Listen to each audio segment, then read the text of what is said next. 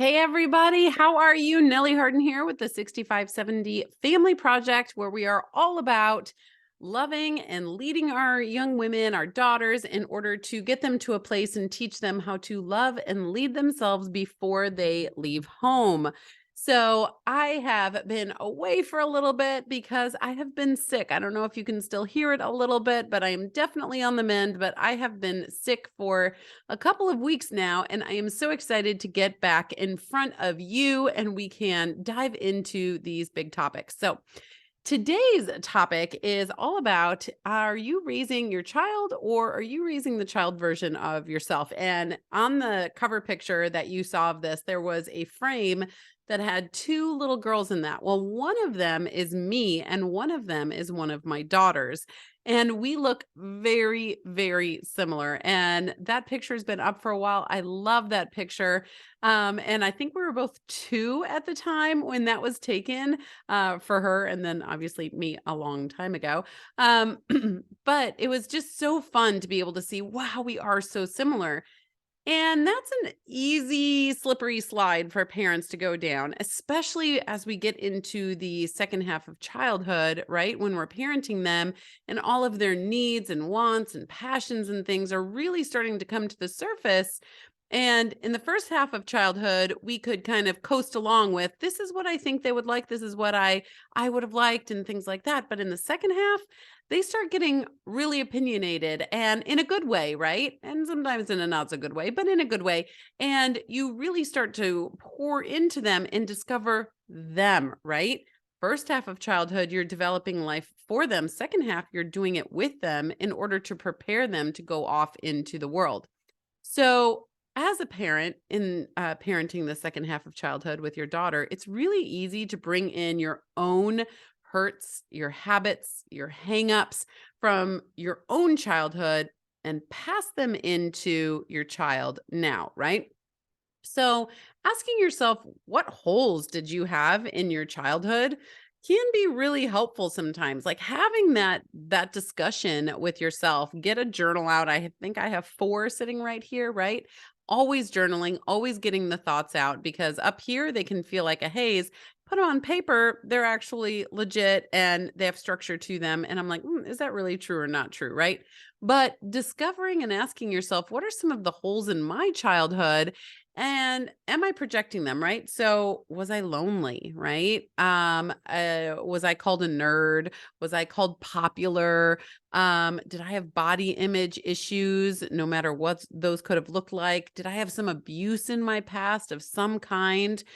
And then just ask yourself, how am I filling my needs today? How am I filling those holes from my childhood? And am I using my daughter in a way to do that? And first of all, no shame, guys, because we come from what we know, right? And so I don't want you to think this is, shame on you, right, or anything like that. This is not what this is. It's easy to come from what we know. And a quick example, my oldest daughter is going to college next year. So we've been doing the college visits. She's chosen a college now. We love it. And we go there on campus. You better know I am walking around campus going, yes. Oh my gosh, I want to go back to college. It was so fun. I loved being in academia. I loved the feeling of just possibilities everywhere all the time. And it's so cool. And so living vicariously through that is a really slippery slope. And I'm like, hold on, that's not me. This is her. This is her. And I need to help guide her into this. I can't be lost in the fun of going to college myself, right? And any of you seen the movie Back to School? Rodney Dangerfield ages ago. So funny. And I was joking the other day saying I was going to pull that on her. I really won't though. But what I want to do is give you 3 tips that will, like, foolproof, get you to a place that I am actually focusing on her. I'm not focusing on the reflection of myself in my childhood. I'm not passing on my hurts and hangups and habits, on bad habits, onto her, right?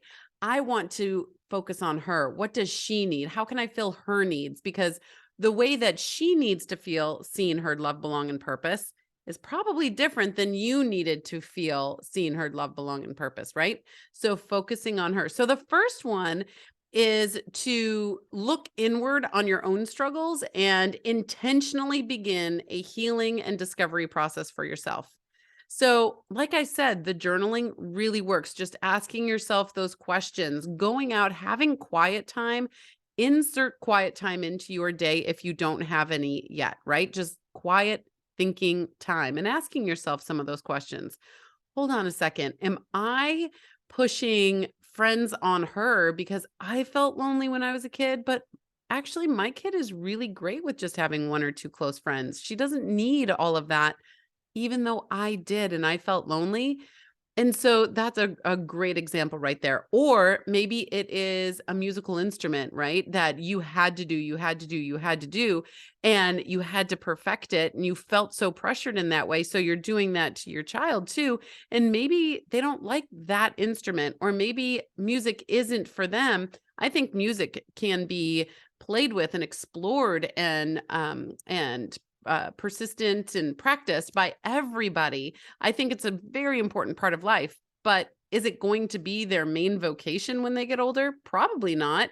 So just taking the pressure off and letting them explore it and have fun, right? So that's what I mean by taking yourself, your child's self, and projecting it on your kiddo now. So first thing you want to do, like I said, is look inward at your own struggles, your own holes from your childhood, and intentionally begin with the healing and discovery process for yourself.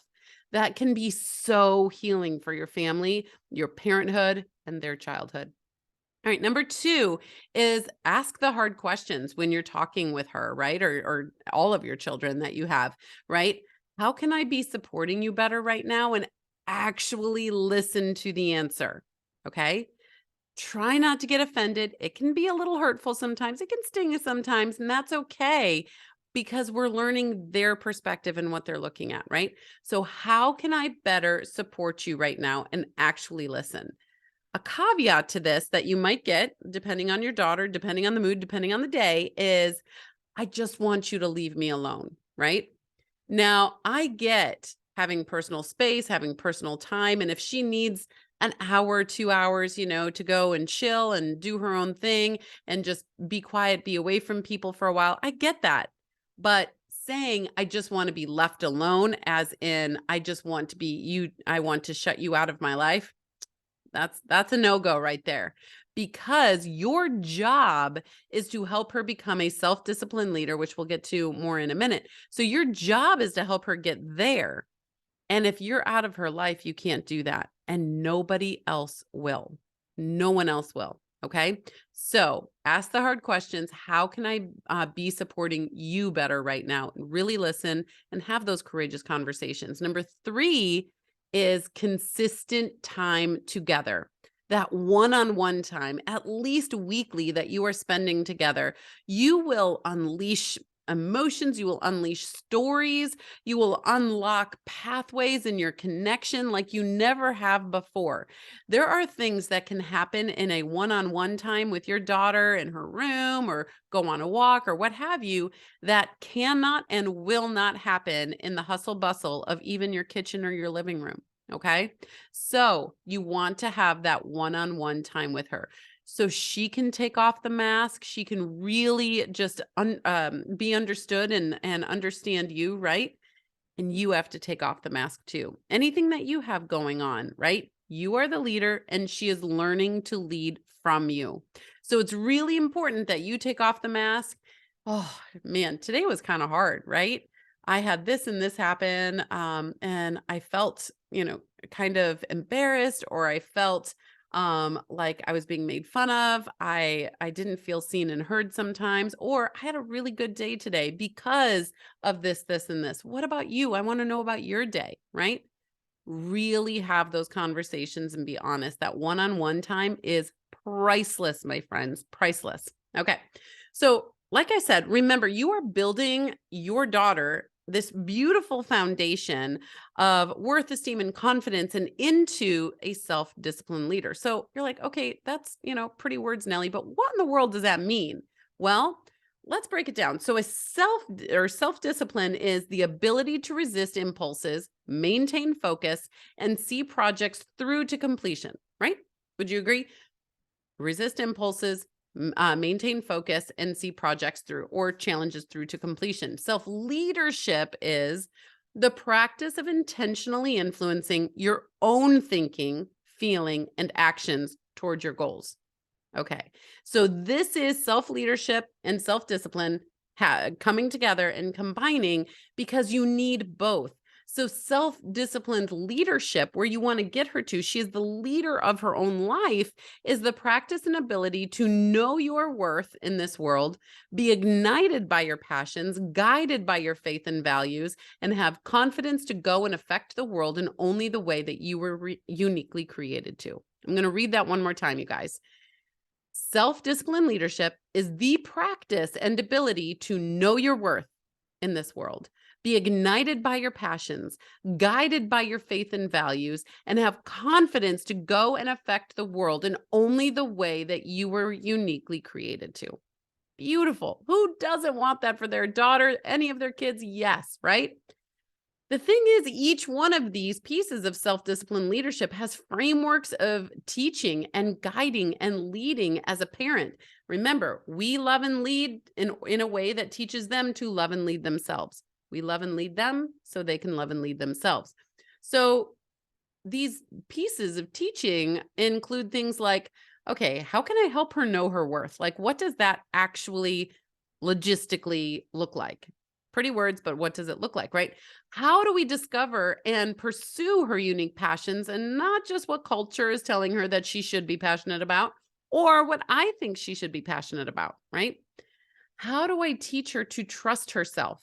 How do I teach her to be guided by her faith, find her values, and use them both as a compass? And then how do I teach her to have confidence in her becoming journey? We're all on this journey toward becoming, and understand it is a journey without an endpoint, and it's just a bunch of celebrations and lessons learned along the way. And lastly, well, not lastly, but another one, there's many questions in here, but how do I do this when I don't even have my own worth, esteem, and confidence nailed down yet? That is a really, really big question that I get probably daily, you guys, probably daily. I don't feel this way. So how can I teach her to feel this way? Well, number one, don't stand on feelings. Feelings are a river passing in front of you that is full, think like the rapids, right? Sometimes it can be calm. Most of the time it's crazy and the feelings are just zooming by. You want to be standing on a firm foundation, and you can't do that if you're living your life on feelings, right? So that's fine. And we teach you all of that. There's actually something that I would really recommend for all of you. It's a complimentary masterclass called Daughter Decoder.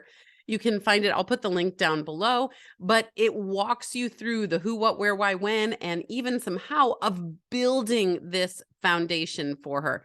It's only like 45 minutes long, and I swear it will change your perspective, change your life, and change her future. So definitely go check that out. Again, the link is below. So let me repeat these solutions one more time. So you want to, that we talked about. So I'm focusing on you. I'm not focusing on my reflection of who I was and what I needed. I need to know what you need, right? Because if I'm too busy focusing here on what I needed when I was young and what my wants and my passions were, we miss hers. And if hers aren't acknowledged and pursued and seen, heard, loved, belonged, and found purpose in her childhood, she's going to have a very difficult time later on, and she will not become the leader of her own life. Okay. So, number one, address your own things, right? Your own habits, your own hangups, your own holes in your childhood, and start down this path of discovery and healing for yourself, right? Number two, ask the hard questions. How can I be supporting you better right now? What can I do, right? And then be consistent, have that one-on-one time together. It's so important.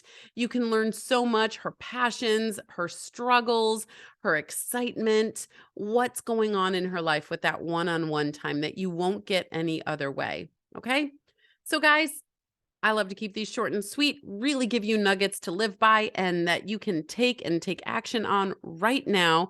And remember, these are 6,570 days, AKA the first 18 years of life, that you will not get back. So use them wisely. Use all of it, right? It's not going to be perfect, nor should it be. You want to take the good, the hard, the fun, the sad, the mistakes, and the flaws, and all of them have a lesson. Excuse me. Remember, her future is being created in your living room right now. Okay, guys, I'll see you next time.